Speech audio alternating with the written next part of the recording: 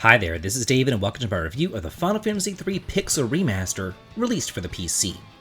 All of the footage that you're seeing here is straight from my stream over on the Twitch, so be sure to come on over and join me if you'd like to see me play these games live and join in on the streaming fun. My first experience with Final Fantasy III was on the NES whenever it was first translated, sometime in the late 90s whenever I was in high school. And while it did have its problems, I enjoyed it so much more than the other two NES games. I was also pretty excited whenever they announced that it was going to finally be officially released in America for the DS. But that version was, in a word, terrible. Just like the Final Fantasy IV DS remake, they retooled everything, only to make it exponentially more difficult and frustrating to the player.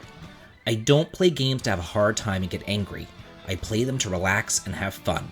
And that's just what this Pixel Remaster allows you to do. The story and job progression is based off the NES version of the game. There's no padded out story at the beginning about recruiting your characters, or any kind of MogNet trading feature from the 3D version. But that being said, there are many quality of life improvements here that make it worth purchasing, as this is the definitive version. There are no glaring bugs here like in Final Fantasy II, everything seems quite polished. And of course, the standards that you've come to expect, such as diagonal movement, mini-maps, overworld maps, automatic quick saving, and rebalanced experience in gold is all here as well. Like I said, the game and job system is based upon the NES version, but many of those jobs have been changed. Don't expect melee classes to have access to magic here. Instead, they have unique skills similar to like Final Fantasy V that weren't seen in the original version of the game. For example, Dark Knights don't have white magic, they have Blade Blitz, and Rangers don't have magic either, they have Barrage. However, I'm going to be going much more in depth about each and every job and their skills in my companion video, The Jobs of Final Fantasy III Pixel Remastered Ranked, which will be coming out shortly, so please do look forward to that. A huge improvement to the NES job system has been implemented here as well. In the original version of the game, you would gain capacity points or CP after each battle, and then you would have to spend those CP to switch between the jobs, which greatly hindered the entire system, since you couldn't really switch around at will and truly experiment with them all. It was also extremely annoying, especially with the amount of times that you're forced to change jobs in the early game. Remember those Mini and Toad dungeons? Yeah, the only way to survive that was to turn into black mages. Or when you had to switch to Dragoons during the Garuda boss fight, or use the supremely underwhelming Scholar during the Hind fight.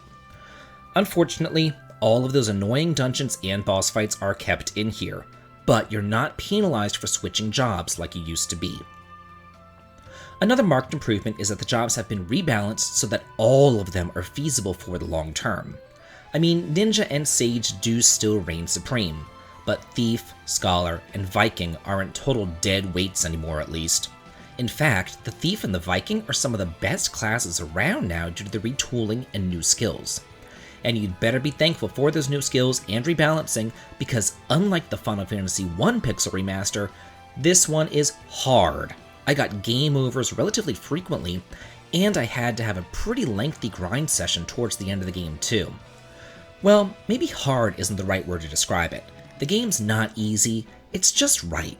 Square did a fine job balancing the entire experience to become challenging, yet fair. The whole time that I was playing it, I couldn't help but think about what a strange, unknown game that this actually is. It takes many gameplay features of Final Fantasy V insofar as the job system, but it also feels kind of like playing Final Fantasy IV. It's almost as if you're on Cecil's Journey, but you have job classes. It's just so reminiscent of that time period, and it's so special. There were many times that I was thrown back to Final Fantasy Legend III. I feel like the team that worked on this game originally probably designed that game too. There were just way too many similarities for it to be a coincidence.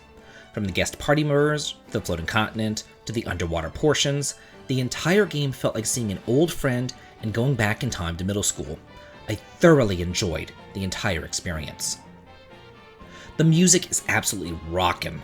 It reminds me of Final Fantasy Mystic Quest, and the graphics have that beautiful SNES quality that I just adore. And while the aforementioned guests no longer help the party out in battle like they did in the 3D version, they have kept the party chat in. Some other nice quality of life improvements are that arrows are now infinite. You no longer have to buy an entire stack of 99 of them. And you can remove and exchange spells between your characters and then relearn them at will. Also, whenever you buy items in bulk, you're offered a discount on the stack, similar to the 3D version.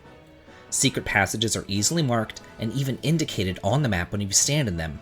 However, one really odd design decision, which honestly isn't that big of a deal, but it still kind of bothered me, was the inclusion of both the sight spell and the gnomish bread. Both the spell and the item literally just bring up the map, but the world map comes up with the press of a button anyway, so why they included them in the game is still beyond me. I guess it's just for nostalgia's sake, and if you want nostalgia and a throwback to a simpler time, this is the game for you. Well, that's it for my review of Final Fantasy III Pixel Remastered. Have you played the game, and what do you think of it? Let me know in the comments, and if you like this video and what I do here on the channel, please consider supporting me on Patreon, heading on over to Twitch for some streaming fun, or joining the Discord to chat and hang out. The links to them can be found in the video description. This has been David. If you like this, please like, comment, and subscribe, and have a good day.